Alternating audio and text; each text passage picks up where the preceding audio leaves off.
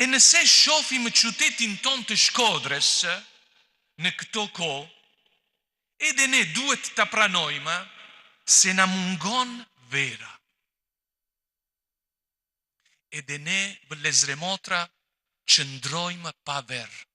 Na mungon verë. Na mungon vera e qetësisë. Na mungon verën e besimit. Na mungon paqen shoqërore. Kemi jetuar dhe fatkeqësisht po jetojmë ende ngjarje dhune që na kanë prekur thellësisht në kohën e fundit në këtë qytet. Në vend të verës së jetës, shumë shpesh gjejmë gjakun e dhunës.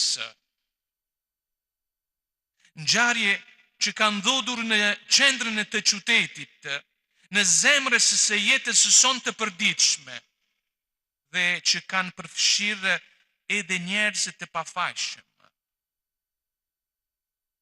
Këto ngjarje plagosin vërtet strukturën e komunitetin tonë, na friksojnë, na bëjnë të ndihemi më pak të sigurt, me rrezikun që të mësohemi me këtë kulturë dhune, sikurse të ishte diçka të pashmangshme. Ajo që është shqetësuese është se gjithme më shpesh jemi dëshmitar të ngjarjeve ku dhuna konsiderohet rruga normale për të zgjedhur konfliktet. Sidomos të rinjt. Shumë djemë rriten me idenë se për të qenë i respektuar duhet të jesh më i fortë se të tjerët, të sundosh, të shtypesh. Sikurse modeli vërtet i burrit të ishte ai që sundon gjithçka me forcë, me dhunë.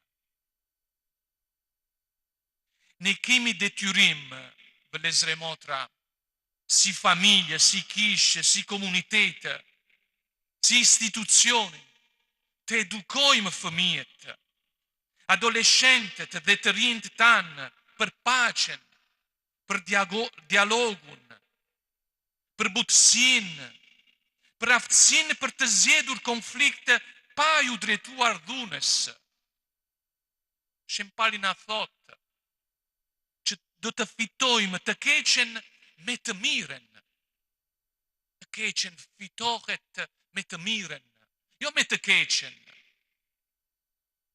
Vëllezër e motra, ky është një udhëtim që duhet të bëjmë së bashku. Të gjithë do të bashkohemi, të gjithë do të bashkëpunojmë për këtë gjë. Në familje, në shkollë, në grupe, në famulli. Kemi detyrën të ofrojmë të rinjve tanë modele të tjera, dëshmitar të besueshëm, jo vetëm fjalë, jo vetëm premtimet. Dhe secili prej nesh duhet të bëhet një model, një dëshmitar i besueshëm për ta.